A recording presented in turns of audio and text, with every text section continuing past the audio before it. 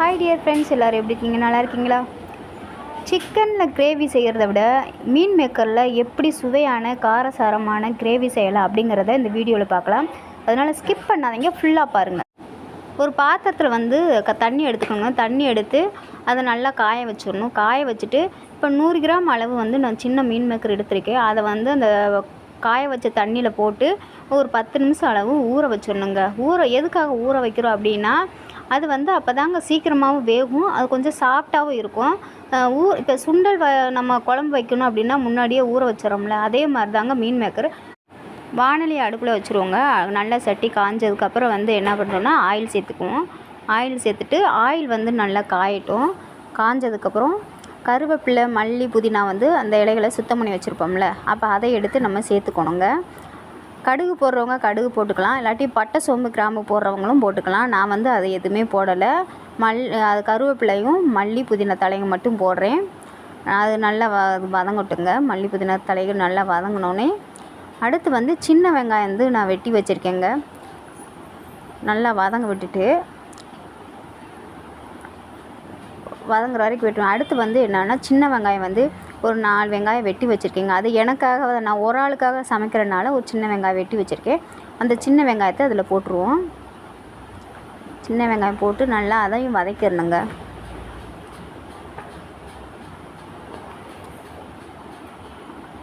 நல்லா வதக்கி எடுத்துடணும்.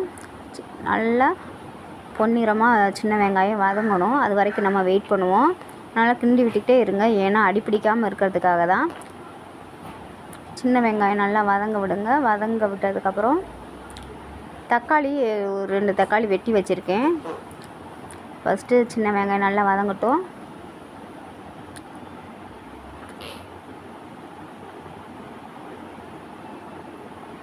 வதங்கிருச்சு, கொஞ்சம் ஓரளவு வதங்கி வந்துருச்சு.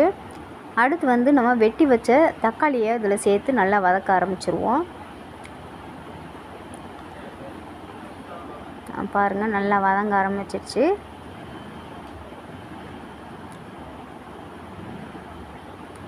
தலையோட வெங்காயமும் நல்லா வதங்க ஆரம்பிச்சிருச்சு.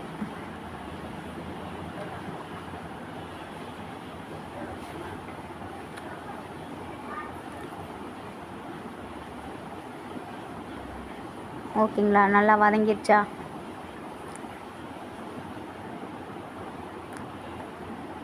நல்லா வதங்கிடுச்சுங்க. ஆனால் அடி பிடிக்காமல் கருகாமல் இருக்கிறதா கிண்டி விட்டுக்கிட்டே இருக்கிறதுங்க. நல்லா வதங்கிடுச்சு பாருங்கள்.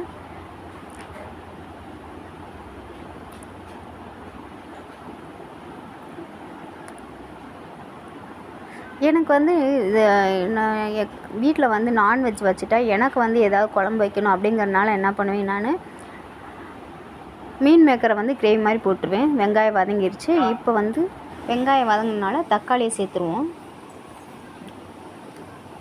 தக்காளியும் அதே மாதிரி நல்லா கிண்டி விட்டுக்கிட்டே இருக்கணுங்க.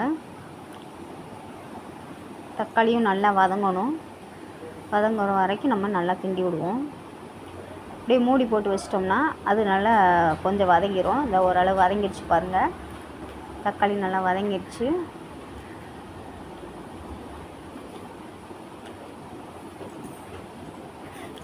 கொஞ்சம் நேரம் அப்படியே நல்லா வதங்கட்டும் பாருங்கள். இப்போ வந்து மீன் மேக்கர் வந்து நம்ம எடுத்து வச்சுருக்கோம் சுடுதண்ணியில் போட்டு, அந்த மீன் மேக்கரை வந்து இப்போ கொட்டிடுறோம். கொட்டி நல்லா அதே சேர்த்து கிண்டிடுறோம். நான் வந்து எப்பயுமே மசாலா போடுறது என்னென்ன போடுவேன்னா, கறி மசாலா, கரம் மசாலா, மல்லித்தூள், மிளகுத்தூள், மிளகாத்தூள், மஞ்சத்தூள், இது எல்லாமே மேக்ஸிமம் நான் எல்லா குழம்புக்கும் போடுவேன். எல்லா குழம்புக்குன்னா தக்காளி சாதம் அந்த மாதிரி எனக்கு புளிக்குழம்பு, அதான் எல்லா இதுக்குமே மேக்ஸிமம் யூஸ் பண்ணுவேன். அது மாதிரி கிரேவியாக இருந்தாலும் சரி, கறி குழம்பாக இருந்தாலும் சரி, இந்த மாதிரி தான் யூஸ் பண்ணுவேன். இப்போ வந்து கிரேவி தான் எனக்கு மீன் மேக்கர் கிரேவி வைக்கிறதுனால நான் அந்த பவுடர் எல்லாமே போட்டிருக்கேன். எல்லாமே வந்து அரை ஸ்பூன் போட்டிருக்கேன். மல்லித்தூள், மிளகுத்தூள், மிளகாத்தூள், கரம் மசாலா, கறி மசாலா, அப்புறம் வெங்காயம், தக்காளி அதை வந்து நான் மிக்ஸ் பண்ணி அரைச்சி வச்சுருக்கேன். கொஞ்சம் வெங்காயம் தக்காளியை வதக்கிட்டு கொஞ்சம் ஒரு 2 சில்லுன்னு சொல்லுவாங்கள்ல, கொஞ்சம் தேங்காய், ஒரு 1/4 மூடி தேங்காய் வந்து அதை எடுத்து அரைச்சி வச்சுருக்கேங்க. அதையும் நான் சேர்த்துட்டேன். இப்போ வந்து தேவையான அளவு உப்பு போட்டு அப்படியே நல்லா கிண்டி விட்டு கொஞ்சம் வேகிற அளவுக்கு வந்து தண்ணி சேர்த்துக்கலாம். தண்ணி சேர்த்துட்டு அப்படியே மூடி வேக வச்சிடலாங்க.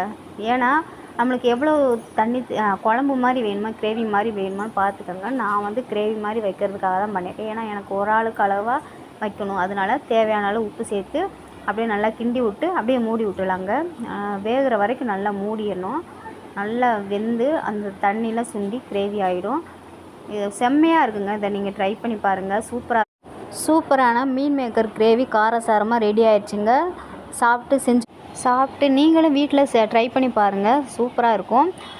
செஞ்சு பார்த்துட்டு பிடிச்சிருந்தா லைக் பண்ணுங்கள், ஷேர் பண்ணுங்கள், கமெண்ட் பாக்ஸ் கமெண்ட் பண்ணுங்கள். சப்ஸ்கிரைப் பண்ணாமல் சப்ஸ்கிரைப் பண்ணி பெல் ஐக்கனை கிளிக் பண்ணுங்கள். என்னோடய நோட்டிஃபிகேஷனாக நான் போடுற வீடியோஸ் எல்லாமே உங்களுக்கு நோட்டிஃபிகேஷனாக வரும். ஓகேங்களா? ஓகே, பாய்ங்க. ட்ரை பண்ணி பாருங்கள். கமெண்ட் பாக்ஸில் கமெண்ட் பண்ணுங்கள் எப்படி இருந்துச்சு அப்படிங்கிறத பற்றி. ஓகேங்களா? பாய். தேங்க்யூ. அடுத்த வீடியோவில் பார்க்கலாம். பெல் ஐக்கனை கிளிக் பண்ணிட்டு ஆளுங்கிறத கிளிக் பண்ணுங்கள். ஓகே.